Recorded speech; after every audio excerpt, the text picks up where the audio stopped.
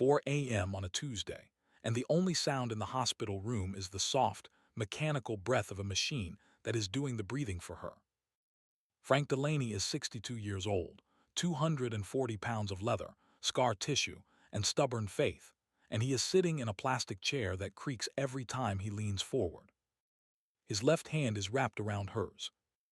Her hand is so small inside his that he keeps thinking he must be holding it wrong, that there must be more of her somewhere, that this cannot possibly be all that is left of the woman who once wrestled a flat tire off a Harley in a Wyoming thunderstorm while laughing at him for cussing. The monitor above her bed has been steady for hours. A slow, patient line, like a heartbeat at the bottom of a well. He has been listening to it the way you listen to rain in a tent at the end of a long ride, almost asleep, almost grateful, and then the line stretches. It stretches and it does not come back. A single tone replaces the rhythm, and Frank Delaney does not move. He does not yell. He does not call for the nurse. He just lowers his forehead to the back of her hand and breathes out, very slowly, like a man letting the air out of a tire he will never ride again. If you have ever loved somebody so much that the silence after they leave is louder than any engine you have ever owned, then you already understand the next 4 days. Stay with me on this one. The nurse comes in. She is young, maybe 25, and she has practiced this voice in a mirror somewhere, the soft one, the careful one. He nods before she speaks. He says, "It is all right, sweetheart, I heard it." He says, "Take your time." And the nurse, God bless her, sits down on the edge of the empty bed across the room and lets him have 10 more minutes with his wife. She does not check her watch. She just sits there, hands folded, and lets a stranger be a husband for a little while longer. Frank will remember her for the rest of his life, and he will never know her name. That is how grief works. It hands you these small mercies wrapped in faces you cannot describe later, and you carry them anyway, because they are all you have. Her name was Maggie. Margaret Ann Delaney, born in a coal town in West Virginia, and she had been Frank's wife for 39 years and 4 months. She was the only person on earth who could tell him to sit down and have him do it. She wore his cut to bonfires in the winter, because she liked the way the patches smelled like wood smoke afterward. She kept a tin of butterscotch candies in the glove box of the truck for grandkids that were not theirs yet, because she was waiting, and she had been waiting a long time. She was 61 years old when the doctor said the word pancreas in the same sentence as the word sorry, and she was 61 years old, 11 weeks later, when the machine in room 411 of St. Bonaventure stopped pretending. 11 weeks. That is what cancer gave them. She made him promise 2 things in that hospital room. She made him promise he would not sell the bike. And she made him promise he would not be alone for too long. He kept the first one. The second one he was already breaking before her hand went cold. He drove home in the truck at sunrise. The sky over the foothills was the color of an old bruise turning yellow. The radio was off. He did not remember the drive, only the way the wheel felt in his hands and the way his wedding ring kept catching the light from the dashboard. Their house is at the end of a gravel road, a low ranch with a wraparound porch. Maggie painted herself the summer they paid it off. There is a wind chime on the porch that she hung the morning her mother died, because she said her mama would want a way to say hello. There is a garage out back, separate from the house, big enough for 2 bikes and a workbench. He parked the truck. He walked past the porch without going inside. He walked straight to the garage, put his hand flat against the cold metal of the side door, and stood there for a long time before he could make himself turn the knob. Inside the garage was his knucklehead. A 1947 Harley-Davidson EL, oxblood red over black, the tank scratched along the right side from a low side in Nevada in 1991. It was the bike Maggie had been riding pillion on the night he asked her to marry him, parked on a turnout above the Snake River with the engine ticking down, and the stars so thick they looked fake. He had rebuilt that motor 4 times. Maggie said naming a motorcycle was childish, and then she had called it sweetheart anyway, every time, until the word and the bike were the same thing in his head. He looked at it now, and he could not feel anything. He closed the garage door, walked back to the house, sat down in his recliner, and did not get up again for almost 2 days. Wednesday came and went the way weather comes and goes when you are not looking. Light moved across the wall. The phone rang. He did not answer it. Somebody, probably his daughter-in-law Carmen, left a casserole on the porch in a blue Pyrex dish. He did not open the door to bring it in. He did not cry.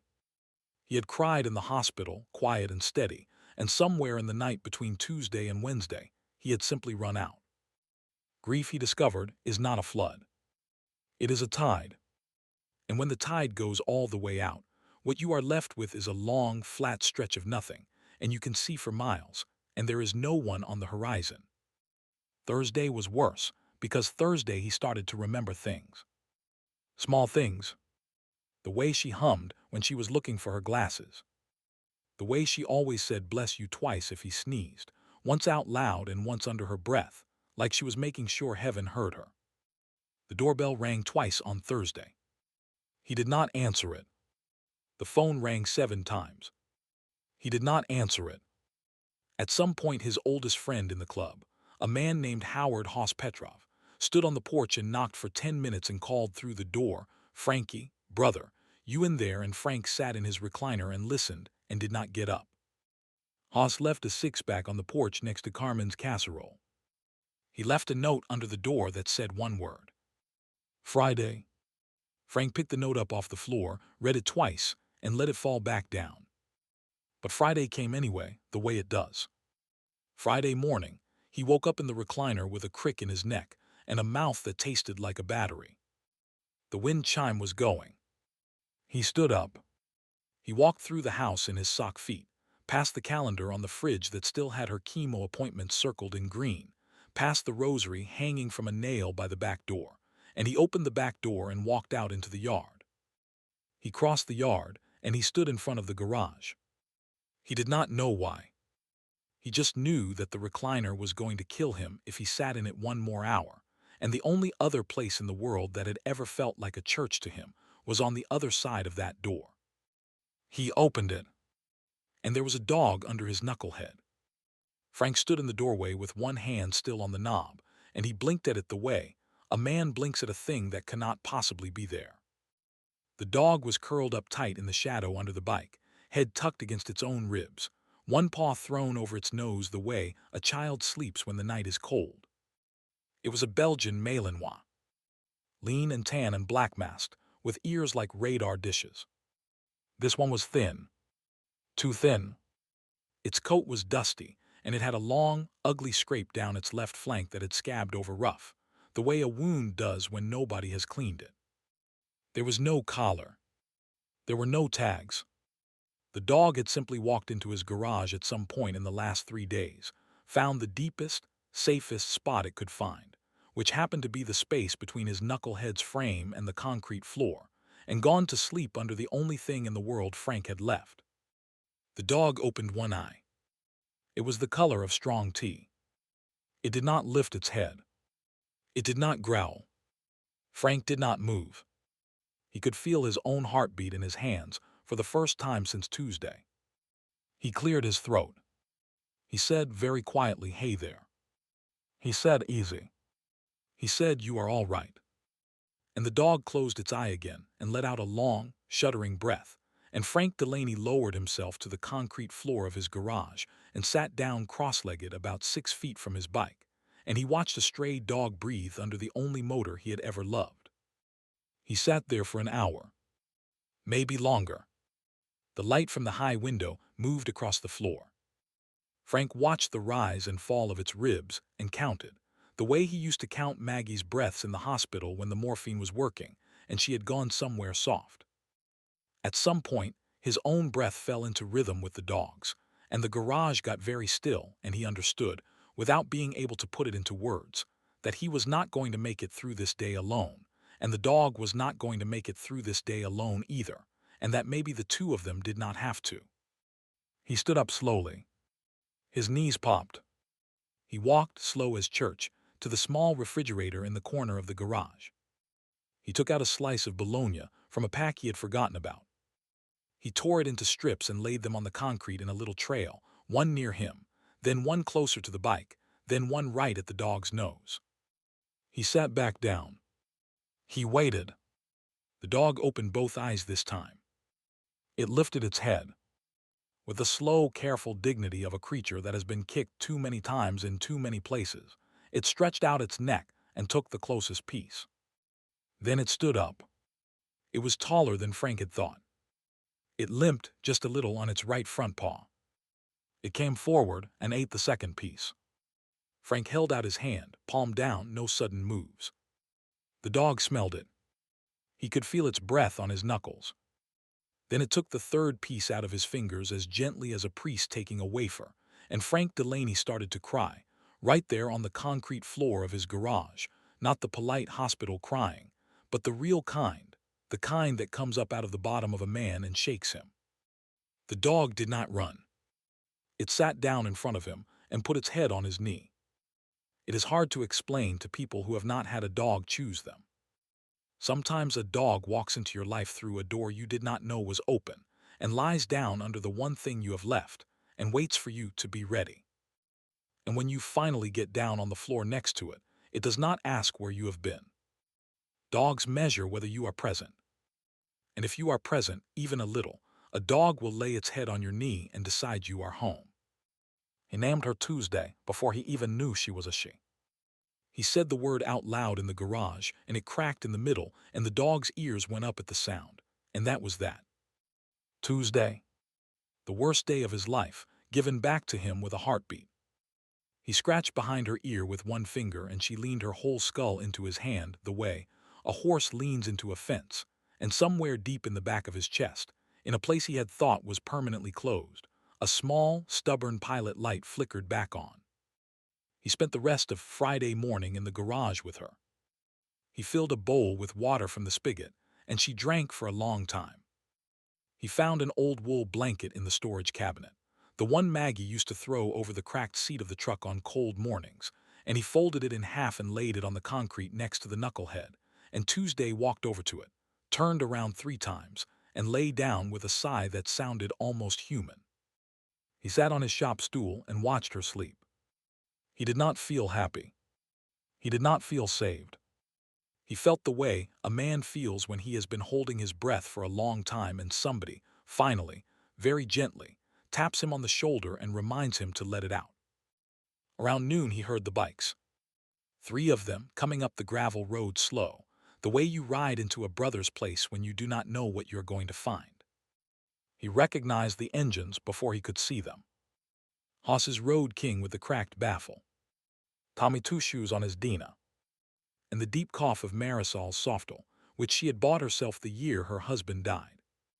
The Iron Saints Motorcycle Club, coming to check on him because he had not answered the phone in 4 days, and because Maggie had been theirs too. They had all been at the wedding. They had all been at the hospital. They had been waiting on the porch on Wednesday and Thursday, and Frank had not let them in, and they had come back anyway because that is what a club is if it is a real one and not just a costume. He met them in the driveway. Haas got off first, all 6.5 feet of him, white beard down to his collar, leather cut faded almost gray at the shoulders, and he did not say a word. He just walked up to Frank and put his arms around him and held on. Marisol had a thermos. Nobody spoke for a long time. When Haas let go, his eyes were wet, and he wiped them with the back of his hand and said, "Brother, we did not know if you were still in there." And Frank said, "I was not for a couple of days." And Marisol just kept her hand on Frank's shoulder, steady as a kickstand. That was when Tuesday came out of the garage. She came out slow, head low, ears half back.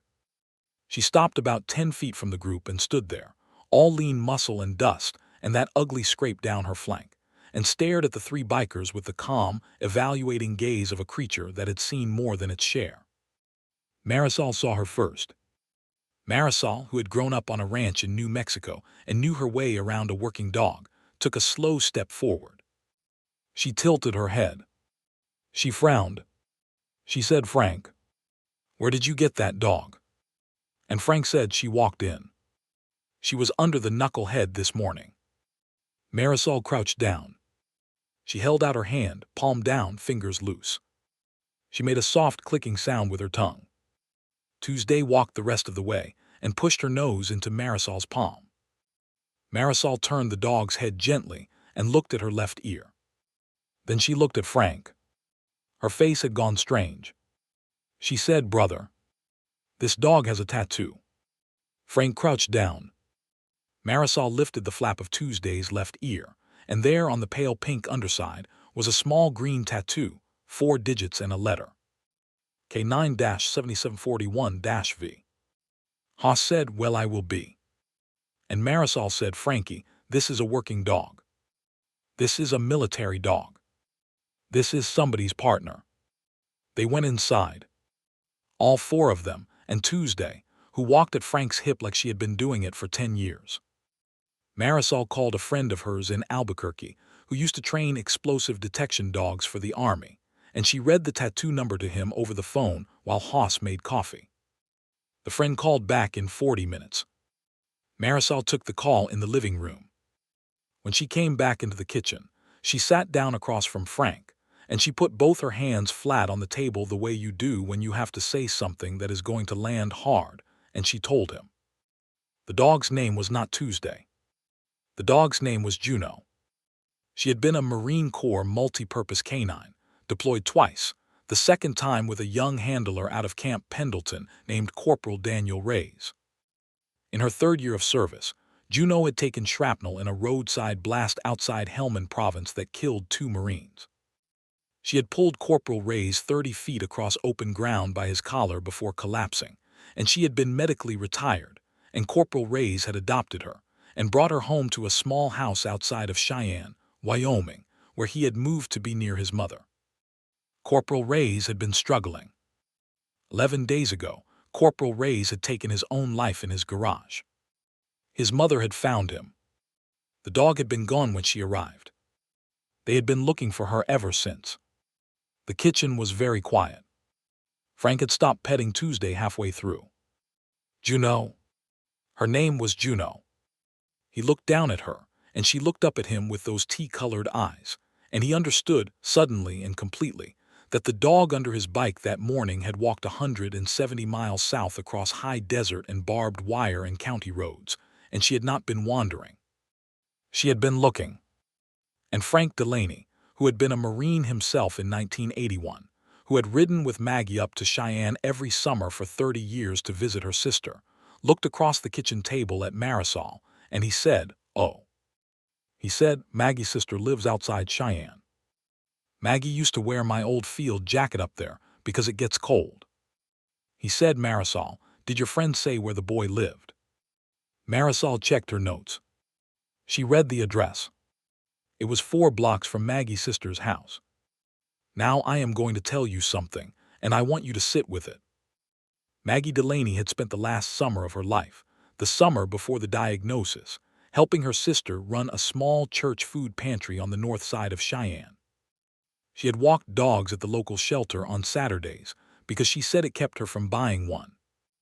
And in her purse, when Frank cleaned it out the week before she died, he had found a folded piece of paper with a name on it. Daniel R. And a phone number.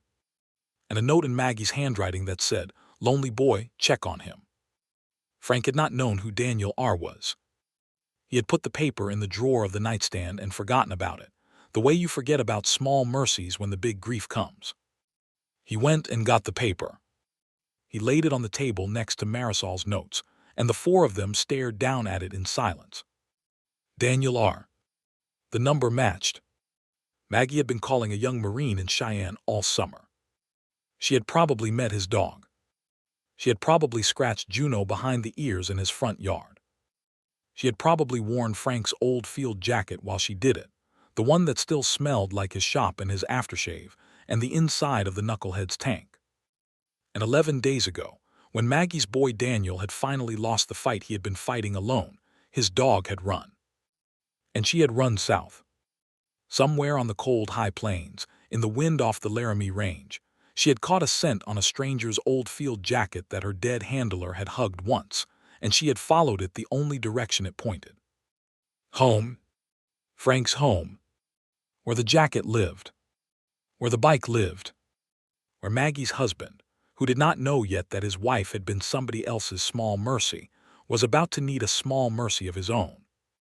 She had arrived on Friday morning.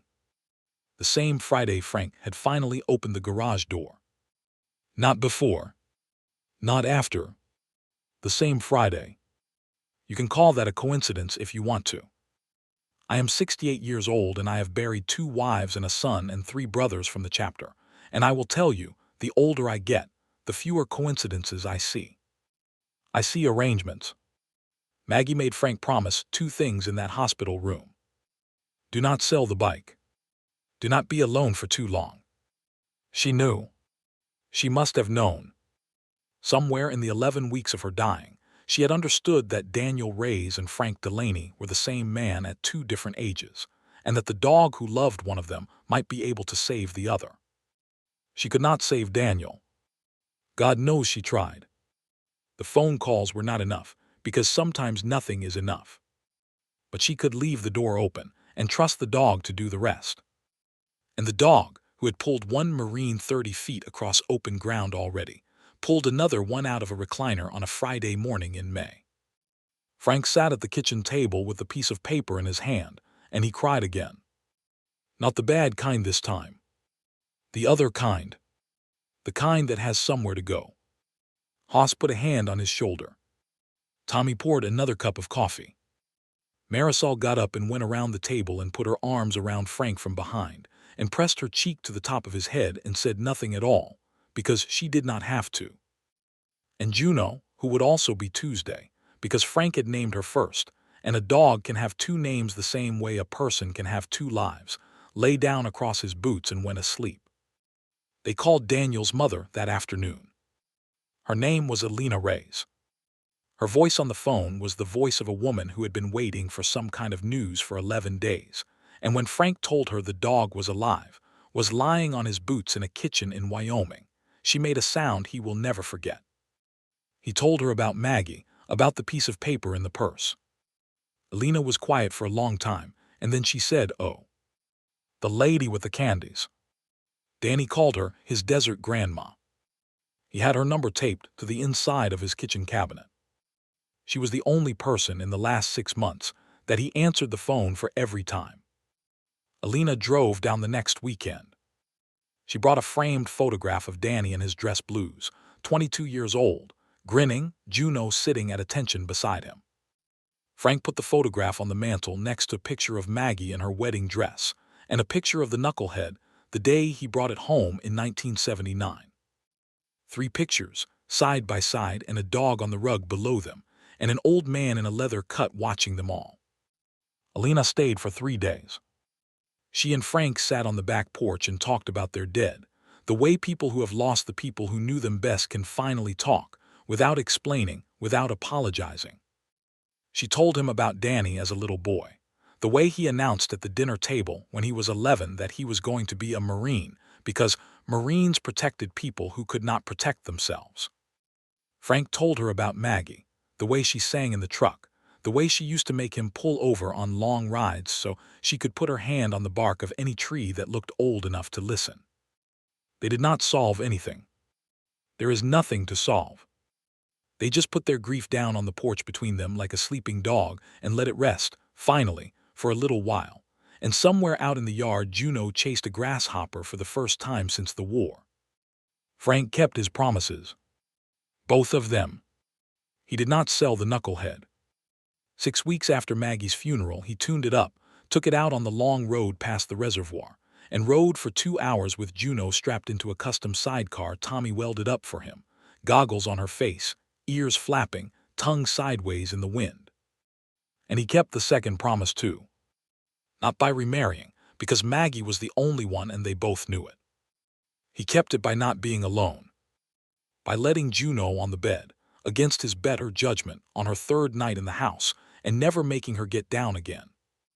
By riding up to Cheyenne every other month to see Elena, who is family now in the way that grief makes family. By rejoining the Wednesday night meeting at the clubhouse and sitting in his old chair with a dog at his feet, listening to his brothers talk about their wives and their grandchildren and their broken carburetors. By volunteering at the same shelter in Cheyenne where Maggie had walked dogs the summer before, taking the hard ones, the war ones, the ones with the tea-colored eyes, and sitting on the concrete with them and waiting for them to come close. He has placed 11 dogs in 11 homes in the last 2 years. He keeps a notebook. The first page says in his careful handwriting, "For Maggie, who started this."